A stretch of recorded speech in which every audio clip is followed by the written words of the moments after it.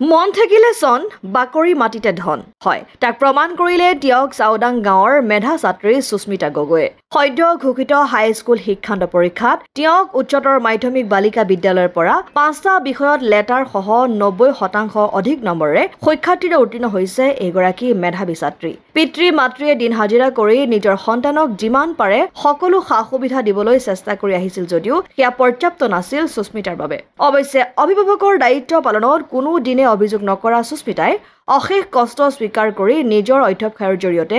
আজি সফলতা লাভ কৰিছে সুস্মিতাৰ এই সফলতাত উৎফুল্লিত হৈছে সমগ্ৰ টিয়কবাসী আৰু সকলো আহি শুভেচ্ছা জ্ঞাপন কৰিছে উল্লেখযোগ্য যে চৰকাৰী বিদ্যালয়তে হওক বা ব্যক্তিগত খণ্ডৰ বিদ্যালয়তে হওক ভালকৈ মনোযোগ দিলে পঢ়াৰ ক্ষেত্ৰত কোনো অসুবিধাৰ সন্মুখীন নহয় বুলি মত প্ৰকাশ কৰি আগলৈ বিজ্ঞান শাখাত নামভৰ্তি কৰি এগৰাকী চিকিৎসা বিজ্ঞানৰ ছাত্ৰী হিচাপে নিজকে আগুৱাই নিয়াৰ হেঁপাহ কৰিছে বুলি সংবাদ মাধ্যমৰ আগত জানিবলৈ দিয়ে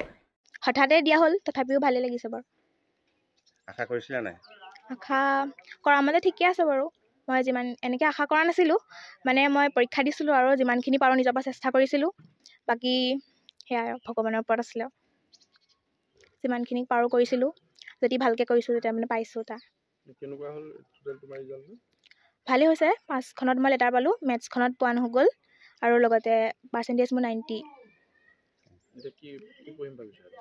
এতিয়া মই ছায়েন্সত পঢ়িম বুলি ভাবিছোঁ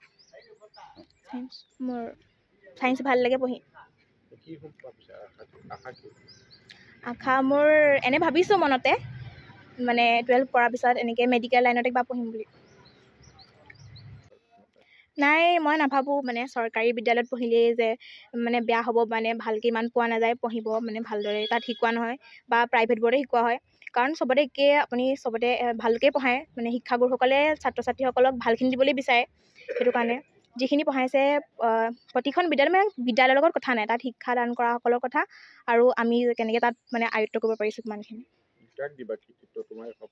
কৃতিত্ব ক'বলৈ গ'লে নিজে কষ্ট কৰিছোঁ খালি মানে এককভাৱে যিমানখিনি চেষ্টা কৰিছোঁ সেইখিনিৰ পৰা যে ইমানখিনি ফল পাইছোঁ মই নাভাবোঁ মোৰ মা দেউতা আছে আৰু মোৰ স্কুলখন যোনখন বৰ্তমান মই পঢ়ি আছোঁ আৰু পুৰণা এখন বিদ্যালয় যোনখন মানে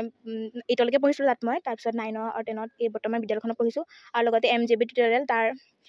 মোৰ প্ৰিয় শিক্ষক মানৱজ্যোতি ভূঞা ছাৰ আৰু তেখেতৰ পত্নী হিমাশ্ৰী গগৈ বাইদেউ তেওঁলোকৰ বহুত ধন্যবাদ দিছোঁ অসম আদিত্য টিয়ক